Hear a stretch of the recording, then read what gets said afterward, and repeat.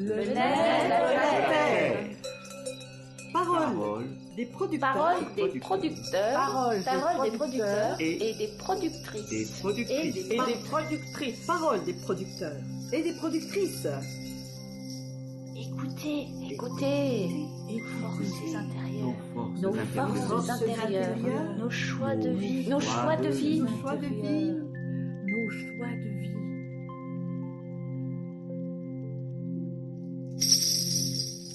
Être. Une bonne ferme du Haut-Jura. Vaches, taureaux dans mon étable avec des cornes. Oiseau, libre de voler. Faucon, pour voir les choses de haut. Oie sauvage, totem de ma jeunesse.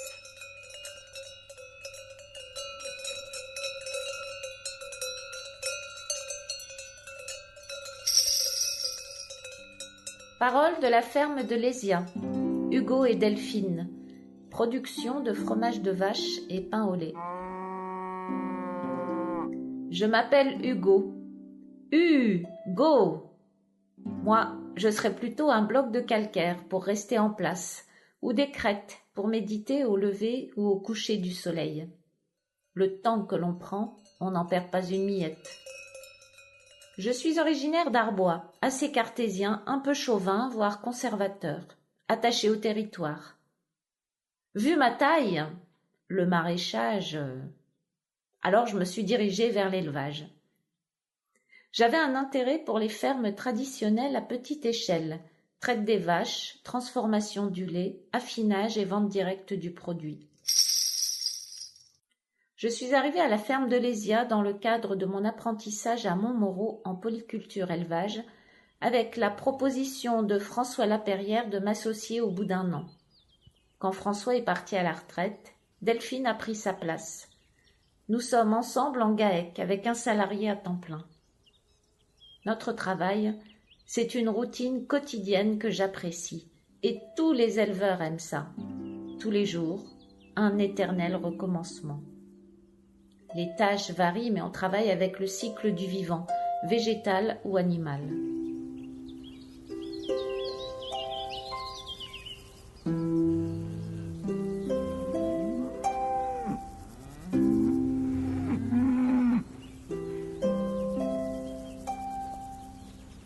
Delphine, c'est moi. J'ai fait la formation paysan boulanger à Montmoreau avec un vague projet d'installation. Quand je suis arrivée à la ferme, je ne connaissais rien à l'élevage. On savait qu'on aurait du mal à cultiver des céréales ici. Et pour être paysan boulanger, il faut cultiver ses propres céréales, sinon on est considéré comme artisan. D'où l'idée du pain au lait. On transforme la matière brute du lait et on achète la farine. C'est un pain un peu brioché, sorte de pain de mie, et j'en vends pour les restaurants qui font du croque-monsieur. En plus, je participe à la ferme, je prends du temps en associatif, le jardin, les enfants. Quand moi, Hugo, je suis arrivée, la ferme était déjà en bio, ce qui correspondait à mes choix personnels. Le choix du bio implique une absence d'amendement de synthèse. Le vrai fumier, c'est celui des bêtes. Le gros tas à l'entrée de la ferme, utilisé en rotation, fertilise et préserve une flore diversifiée. Laisser faire d'eux-mêmes les animaux renforce leur système immunitaire. Le cycle de la vache sur la ferme est le plus long possible. On donne la vie et on accepte la mort. Mais une vieille vache de 14 ans qui part en camion à l'abattoir, c'est dur. Un produit bio de qualité est transformé avec une ressource présente sur la ferme. Pour la présure, on pourrait la faire nous-mêmes avec des caillettes de nos veaux, mais on risque des soucis de régularité du fromage vis-à-vis du consommateur bio, qui n'est pas très éloigné du consommateur classique dans sa façon d'apprécier un produit. Pour moi, le goût est influencé par le contexte géographique et par les intentions que le producteur y met. Quelque chose que l'on a fait avec envie, on va le transmettre au client. Si on en parle avec amour ou en tout cas avec fierté, les gens sont sensibles à ça.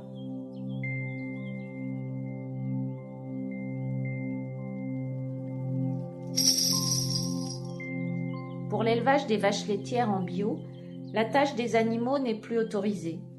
Nous, on obtient une dérogation parce qu'on a moins de 50 vaches laitières, mais il faut les sortir autant de fois que les conditions climatiques le permettent.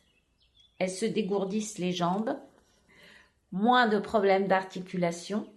Elles prennent le soleil pour la vitamine D, facteur important de la reproduction. Autrefois, les vaches allaient tous les jours à la fontaine et prenaient forcément le soleil. Maintenant, certains construisent de nouveaux bâtiments pour qu'elles se baladent en hiver, mais ça n'est pas très utile. Et on artificialise déjà bien assez de terrain pour la construction. Bizarrement, dans ce règlement sur le bien-être animal, on a le droit d'écorner les animaux pour la sécurité de l'éleveur. Drôle de bien-être. Maman, pourquoi il n'y a pas notre fromage à la cantine? Moi, Delphine, je m'investis beaucoup sur la question de l'alimentation au niveau local et notamment à l'école. C'est un grand plaisir. Moi, Hugo, je pense que ce bénévolat, c'est bien sûr à nous de le faire, mais il devrait être aidé par l'État. Le gruyère paysan, ça fortifie les dents. Ça pourrait être un slogan. Mes parents n'avaient pas de conviction écologique très forte. Mes enfants, eux, auront le choix. La radicalité peut avoir ses limites. Mais est-ce qu'on a encore le temps d'attendre ?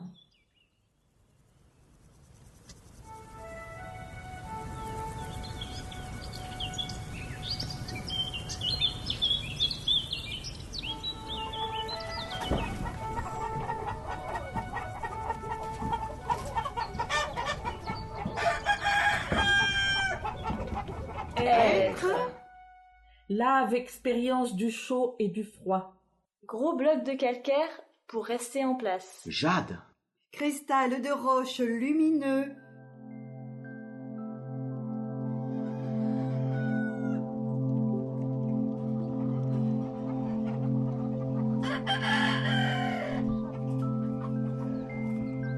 Parole de la ferme des Rivaux. Boris. Production 2. J'ai un petit carnet où j'écris pour pas oublier les choses. C'est important car j'oublie beaucoup. Celui-là, c'est mon carnet de brouillon, celui où je note un peu en vrac. Et après, je renote dans d'autres carnets, parce que je m'occupe de plusieurs associations. Je suis installée depuis 13 ans. Avant, j'ai toujours été dans l'agricole, mais comme salariée. Ce qui a déclenché mon installation, c'était le fait de créer une activité à côté de chez moi pour continuer à m'occuper des enfants. J'ai choisi les poules un peu par défaut. Ça me permettait de ne pas avoir beaucoup de terrain agricole, ni de gros investissements financiers.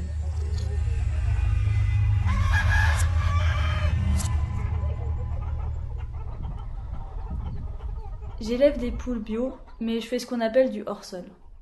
Mes poules viennent d'Allemagne et j'achète 100% de leur alimentation à un moulin car je ne produis pas de céréales.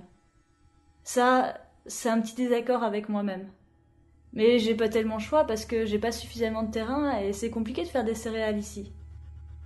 Même faire de l'élevage de volailles, produire des protéines à base de protéines, c'est très discutable. Par exemple, un poulet qui fait 2 kg, il va avoir mangé près de 11 kg de mélange protéagineux sec, des céréales avec des tourteaux de soja extrudés. Ces 11 kg de céréales et de protéines, c'est exactement le même bol alimentaire que le nôtre. Les systèmes digestifs du porc ou de la volaille, c'est quasiment le même que nous. Il leur faut les mêmes acides aminés. En fait, ces 11 kg de céréales, on pourrait les manger nous et vivre très bien. Dans le monde du bio, les gens ont tendance à manger de la volaille. Il faut plutôt manger de la viande rouge, du ruminant. Parce que lui, il mange l'herbe que nous, on ne peut pas manger. Les agro-industriels ont fait la promotion de la consommation de la viande blanche parce qu'en fait, ils font des marges beaucoup plus grandes sur la volaille. Elle est très industrialisable et standard. Un poulet, ça fait tout la même taille, alors qu'un ruminant, c'est beaucoup plus compliqué. Il y a plus de main-d'œuvre dans la transformation, ils peuvent moins robotiser.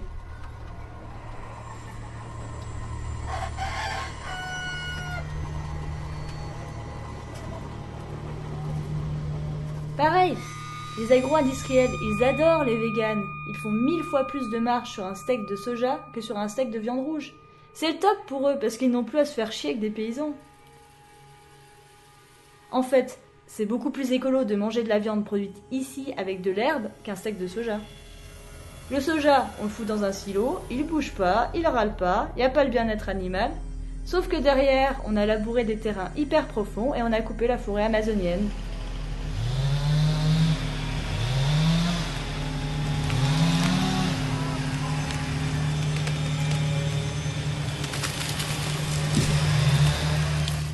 Enfin, il faut bien gagner sa vie. Donc je continue à faire de la volaille, même si j'ai largement baissé. Avant, on avait 2500 poules.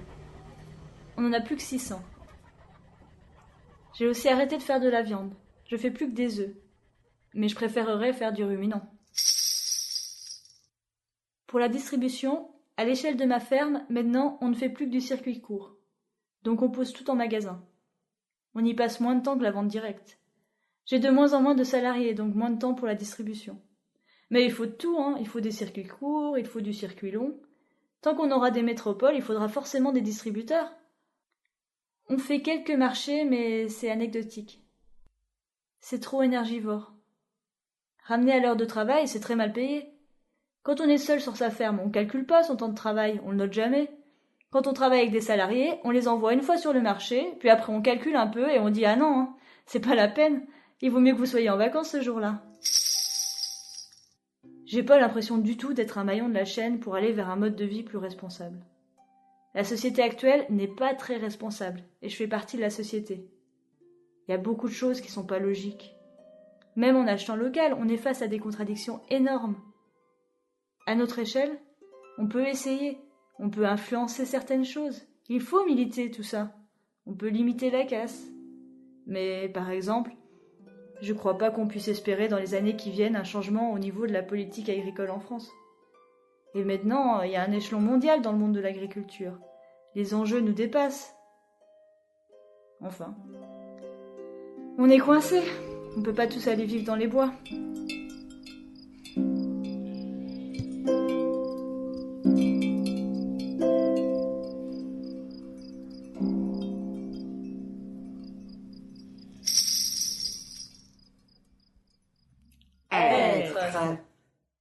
Genévrier commun. Sauge sclarée. Rose. Arbre, pour avoir le temps. Les crêtes pour méditer au lever ou coucher de soleil. Le temps que l'on prend, on n'en perd pas une miette. Montagne avec des collines et des combes. Forêt. Rivière. Bord de mer avec des plages immenses.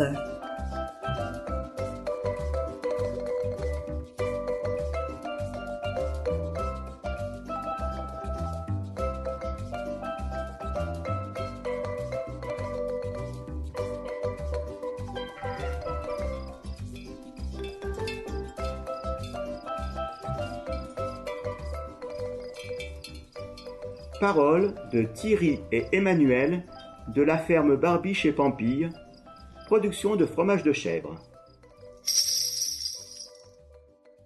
On avait quelques chèvres, 25 au début, et on s'est lancé il y a 10 ans. Manu, qui s'occupe aussi des chèvres, adore les animaux, et moi, j'étais dresseur canin pour l'armée. On est tous les deux amoureux de la région, et puis ici, on a notre patrimoine.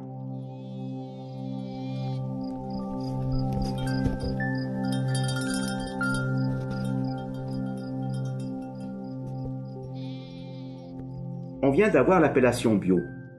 2 ans de démarche administrative. Nous avons dû réduire notre cheptel en 2022 et nous avons aujourd'hui une 50aine de chèvres. Il faut consacrer beaucoup de temps à la terre pour la remettre en état avec les bêtes, le fumier, et faire qu'elle donne un peu plus de foin. Il faut savoir qu'une chèvre se nourrit d'environ 1 tonne de foin par an. Le foin vient des Bouchoux, du Patay, de Dijon, et parfois même de Bordeaux. De Bordeaux, je pensais pas qu'on devait aller si loin pour acheter du foin. Il y a une grosse spéculation dessus. C'est devenu de l'or. Certains coupent le foin sans qu'il soit bon à couper. Il est brûlé et part en chauffage. Du coup, tu payes très cher le bon foin. Alors nous, on réduit les bêtes. Moins de foin, moins d'eau. Je pensais qu'on allait pouvoir vivre de notre élevage. Moi, je suis parti de Vaucluse parce qu'il n'était pas possible de créer une ferme là-bas. Les terrains ne se prêtaient pas à l'élevage. Mais à Saint-Lupicin, c'est pareil. Pourtant, on est dans le Jura, pays de l'élevage. Ah, c'est tout pour le comté. Je m'attendais pas à ça, question élevage. Je pensais qu'on allait entretenir le patrimoine et gagner notre vie grâce à ça. Aujourd'hui, je ne suis pas éleveur de chèvres, je suis éleveur de fromage. Mais comme on donne le lait de leur mère aux cabris, on ne peut pas faire de fromage de mi-août à début janvier. Et dans le Jura, les gens achètent un fromage de chèvre, 200 grammes, pour 1 kilo de comté, de bleu ou de morbier.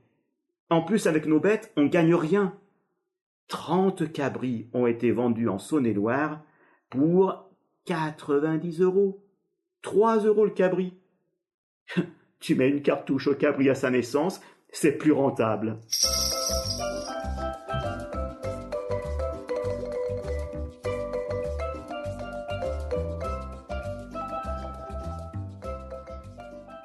Il y a 10 ans, on aurait dû me dire « Vous allez avoir des cabris qu'aucun abattoir ne voudra, car c'est plus facile d'abattre un veau ou une génisse. » C'est aussi pour ça qu'aujourd'hui, on envoie nos cabris à l'engraissement et qu'on a moins de chèvres. Ce qui nous fait tenir, c'est le bâti et les terres, 20 hectares de friches et 7 de pâture. Mais la PAC ne paye que sur 12 hectares.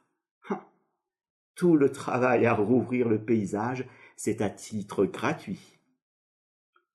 Le buis, c'est notre patrimoine, notre biodiversité, c'est à nous, 80% de mes terres.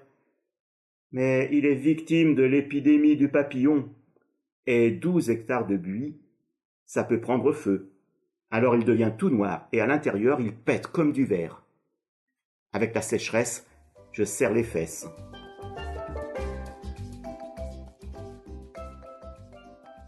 Resterait le copeau. Ça dégage énormément de calories. J'aurais pu les valoriser. Mais ça vaut plus rien.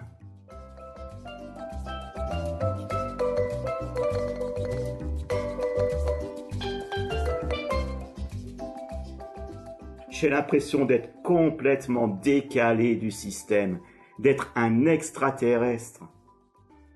J'arrive pas à faire entendre ma voix. On fait tout à l'envers. La forêt se dessèche, mais on reste sur la même trajectoire et on ferme les yeux. Il y a deux mondes. Ceux qui mangent de la merde sans se poser de questions, et ceux qui, petit à petit, cherchent à avoir une bonne alimentation et ouvrent les yeux en se centrant sur d'autres priorités.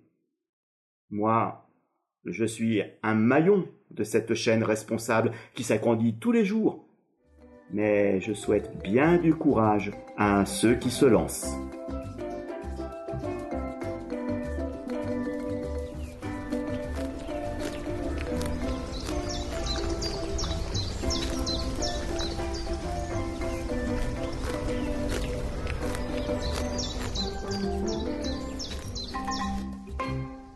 Être. Couteau, toujours dans la poche de mon maître. Pelle. Grelinette. Outil à dents pour décompacter le sol. Panier de cueillette.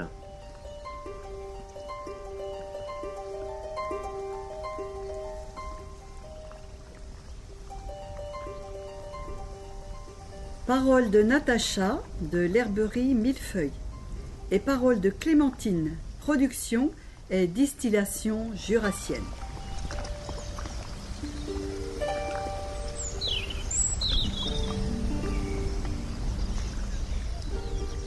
Je m'appelle Natacha. Cela veut dire jour de naissance. J'ai grandi avec les feux de l'âge de pierre. Quand, enfant, on jouait à ça. Mon activité est née de mes rêves. et de ce que je cueillais dans les bois. Je m'appelle Clémentine. Cela veut dire bonté, douceur. Mon activité née de mes rêves de petite fille dans le jardin de mamie Janine, la reine des piouanes. Voyez, elle repose comme l'aile d'un ange là, sur mon épaule. Oh, regardez mon tatouage. Nous sommes deux femmes sorcières avec nos livres favoris. La flore et l'hévétique en 1500 pages. Moi, les leçons de Maurice Mességuet, le pape des plantes. Femmes herbes, femmes fleurs, travaillant à votre bonheur.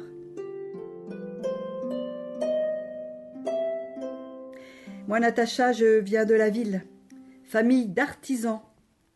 En Bavière, c'est très dur d'avoir accès à des terrains.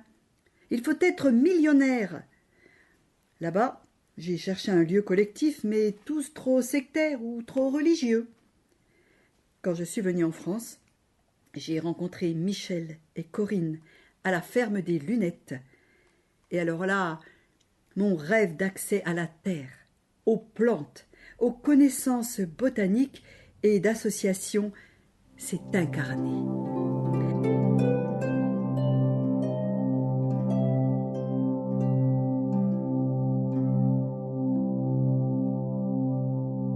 Moi, pas d'écologie bio, bon, sans savoir trop pourquoi. Puis une formation à Montmoreau. Ensuite, tour du monde, des plantes aromatiques. Et enfin, l'envie de m'ancrer, de me reposer.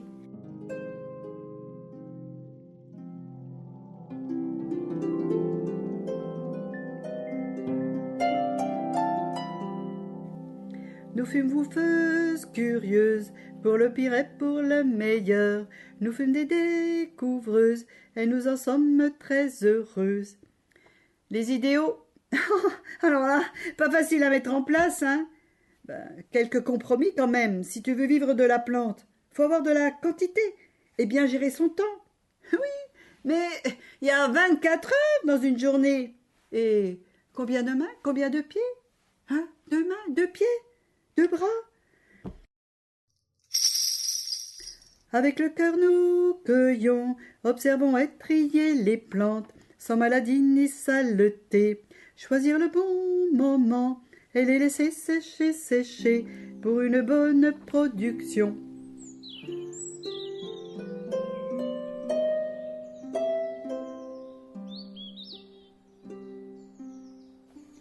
Au niveau politique, des produits devraient être interdits.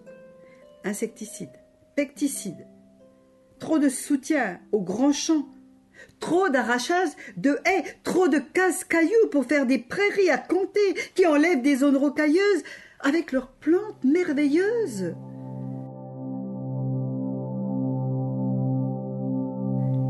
Les marchés bio, on aime, la clientèle répond à l'appel. Les marchés bio, on aime, la clientèle répond à l'appel. J'ouvre ma distillerie de plantes au public, vente directe et conseil aromatique. Sur le marché, je ne mise pas sur le packaging. Mon stand est basique, il marche sur la confiance. Produits nouveaux éveillent la curiosité. Thé du Jura, montagne jurassienne. Le client a le pouvoir de choisir. L'éducation est primordiale. Même pour les chaussures et les vêtements, il y a une production locale. Nous sommes maillons de la chaîne, de la bonne chaîne alimentaire. Mangeons des orties et consommons frais et basiques. La production de base, légumes, fruits, céréales, manque ici. Les communes pourraient au moins proposer des vergers collectifs et des jardins ouvriers pour tout le monde. Venez acheter des parcelles, défricher. C'est pas si difficile que ça, avec des machines.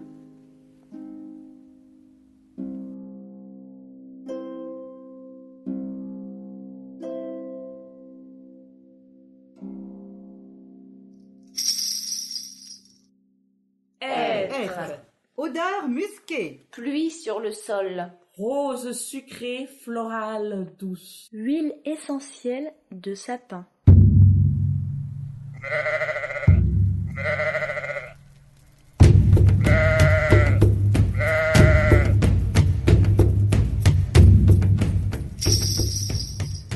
Parole de Maude, originaire de Haute-Savoie, 27 ans, associée à la ferme du Chapeau Vert.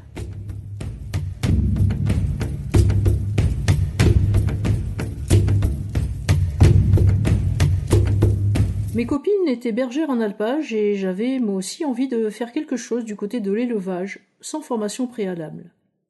J'ai envoyé des CV. Bergerie et chèvrerie. J'ai eu une réponse pour aide salariée à l'agnelage durant 3 mois et j'ai sauté les 2 pieds dedans.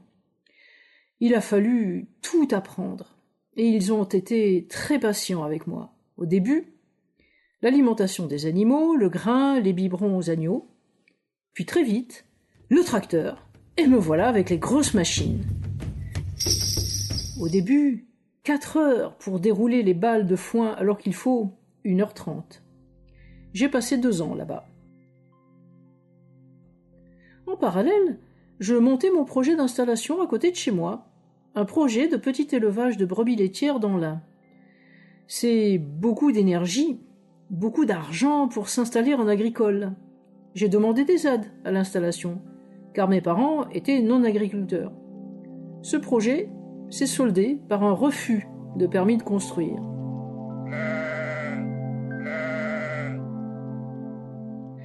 J'ai passé mon bac pro agricole par correspondance pour une question de distance et de coût. Grosse déception, cette formation. Les supports pédagogues dataient des années 80 et plus du tout à jour. On nous apprenait comment brûler des pneus dans les vignes pour pas que ça gèle. Le bio est absent de la formation. C'est très conventionnel. Beaucoup de grandes surfaces, aucune spécificité. Élevage énorme de vaches, mais petits éleveurs de moutons absents. D'où 3 mois de stage pratique. Formation riche en termes humains, plein de projets et profils différents, mais pas en termes d'apprentissage.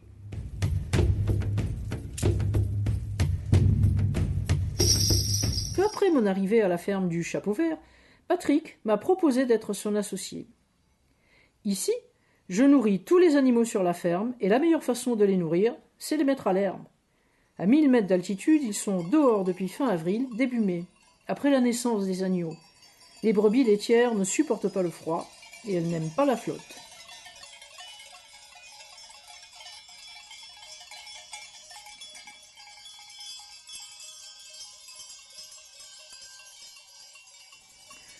On rentre 40 tonnes de foin pour l'hiver. Cette année, on l'a ramassé en 8 jours en petites bottes, rangées dans la grange par une belle bande de jeunes qui se réunissent tous les ans. Une dizaine dans le champ à charger les bottes. Un bel événement sur la ferme.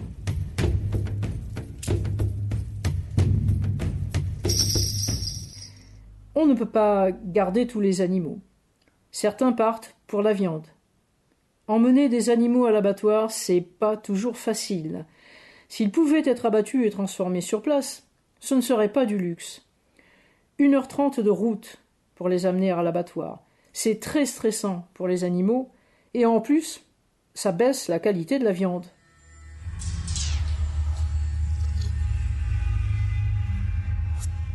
On est le maillon d'une vente très locale sur le marché des Bouchoux, avec chevriers, maraîchers, éleveurs de vaches, pain, viande, œufs, etc.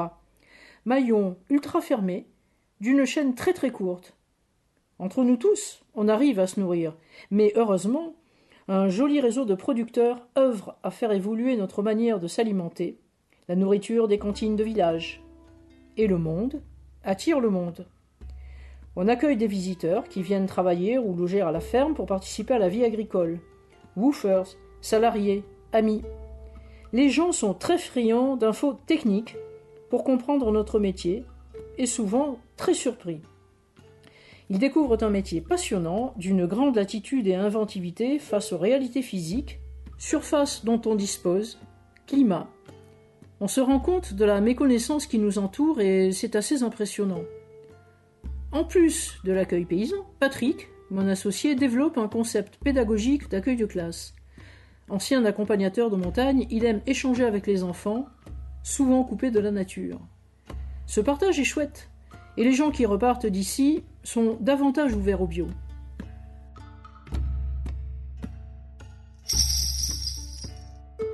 Retrouver le goût de l'herbe, des fleurs, du lieu, des brebis, cela crée la diversité et la différence des fromages. C'est ça la différence entre le bio et le non-bio.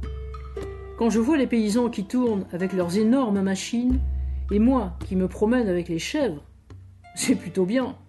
C'est du luxe de travailler en bio avec 50 brebis sur 40 hectares à 2. Et en plus, on prend des vacances.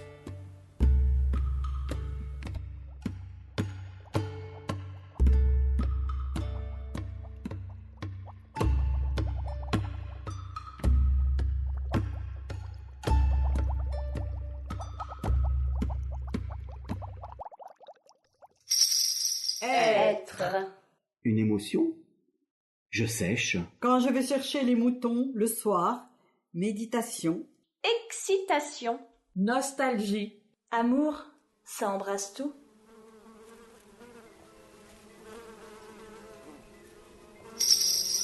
Parole de Laurent, ferme de Champandré, maraîcher et producteur d'huile essentielle. J'avais toujours l'idée d'un retour à la terre, mais je ne savais pas trop ni quoi ni comment. Quand je travaillais au parc régional du Haut-Jura, j'animais des travaux de restauration de certaines zones qu'on appelle des pelouses sèches. On était obligé de brûler.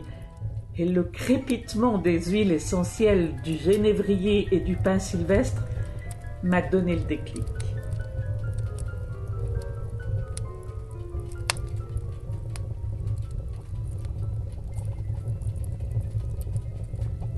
Je me suis initiée à la pratique de la distillation chez un maître de stage dans les Hautes-Alpes et la première fois que j'ai rencontré l'alambic, c'était chez lui en 2010. L'alambic.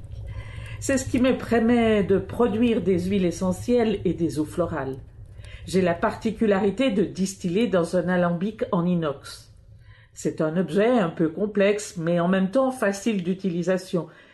L'extraction des huiles essentielles se fait par un flux de vapeur qui est injecté au cul de l'alambic, lui-même chargé de plantes. Un de mes outils de travail et objet fétiche pour moi. J'ai deux activités en une. La partie distillation de plantes aromatiques et médicinales et surtout la partie maraîchère. La production de légumes est arrivée quand j'ai rencontré Armel. On a créé la ferme en 2013. Sur un même lieu, chacun a développé son atelier. Nous étions des précurseurs en s'installant en petite surface dans une zone de montagne. On s'imaginait que nous allions avoir plein de collègues et que ce créneau allait vraiment prendre toute sa place, que les choses allaient décoller. Bon, force est de constater que ça évolue pas tant que ça, et que ces derniers mois, ça a même tendance à reculer.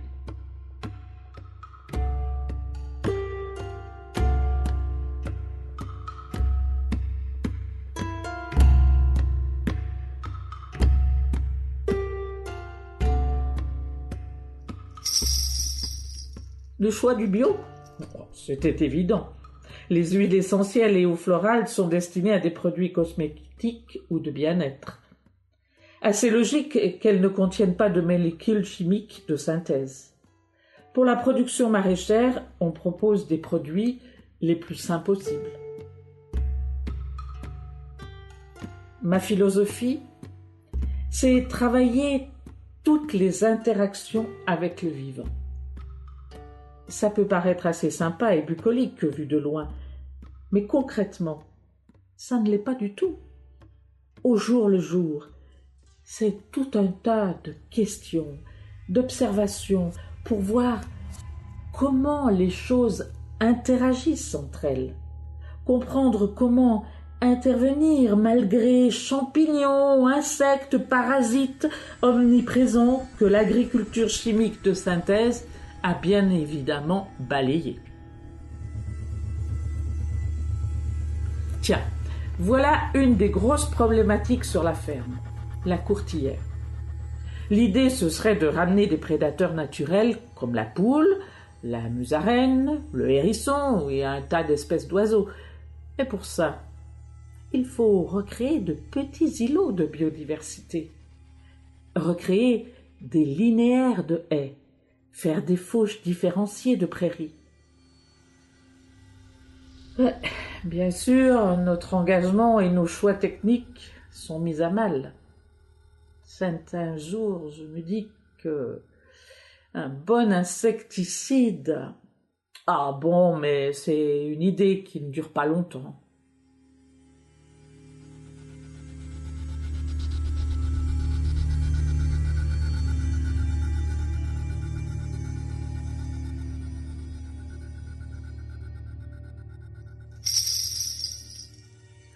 Les choix politiques sont pour l'instant pas du tout en faveur du maraîchage écologique, à commencer par la politique agricole commune, puis au niveau local. Avec le bio, dans la restauration collective, on pourrait déjà garantir des débouchés aux producteurs. Tout ça reste un métier, physiquement éprouvant, et peu de gens ont envie d'y aller, parce que mal payé, mal valorisé. D'ici 10 ans, il y aura des cessations d'activité et 25% des fermes seront à reprendre.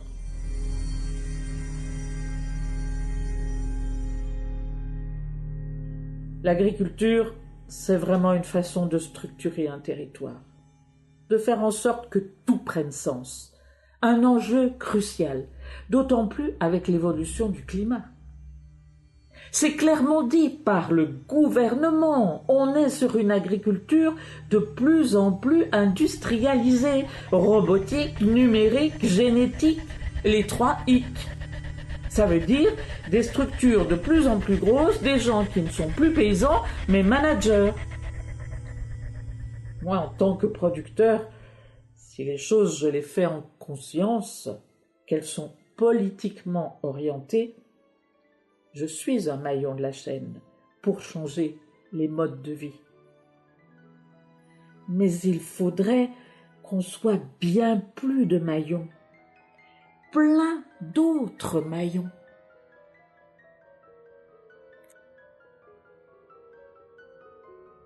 Être. Bulletin météo?